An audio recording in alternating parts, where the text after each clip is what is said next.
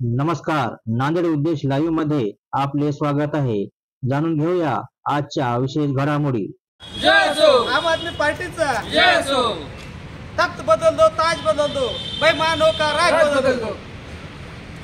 आम आदमी पार्टीचा, जय असो आम आदमी पार्टीचा, जय असो जिंदाबाद जिंदाबाद, आम आदमी पार्टी जिंदाबाद जिंदाबाद जिंदाबाद। आम आदमी पार्टी जिंदाबाद। राष्ट्र भाजप सरकारचा धिक्कार असो, राष्ट्र भाजप सरकारचा धिक्कार असो, राष्ट्र भाजप सरकारचा धिक्कार असो।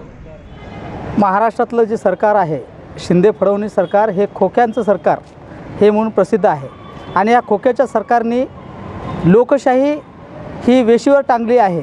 या त्यांच्या राज्यामध्ये गुंडगिरी, भ्रष्टाचार अनेक प्रकारचा वाढलेला आहे। त्याचं एक उदाहरण असं आपल्याला सांगता येईल की उल्हासनगर मध्ये ज्या पोलीस स्टेशनमध्ये एका आमदारानं गोंधळ घातला, तिथं गोळीबार केला, म्हणजे हे कार्य हे सत्ताधारी भाजपचे आमदार करतात। त्याला प्रोटेक्शन हे आहे ते महाराष्ट्राचे उपमुख्यमंत्री फडणवीस साहेब यांचा आहे।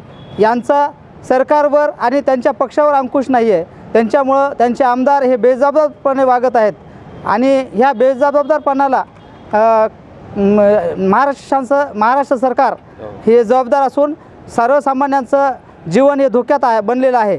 यासाठी हे सर्व कायदा व्यवस्था सुरळीत करण्यासाठी आम आदमी पार्टी नांदेड जिल्ह्याच्या वतीनं आज माननीय जिल्हाधिकारी साहेब यांना निवेदन दिलं आणि या निवेदनामध्ये मागणी केली की दोषी आमदारावर कारवाई करावी व या दोषी आमदाराला खत पाणी घालणाऱ्या देवेंद्र फडणवीस यांनी राजीनामा द्यावा, ही नांदेड आम आदमी पार्टीची मागणी आहे।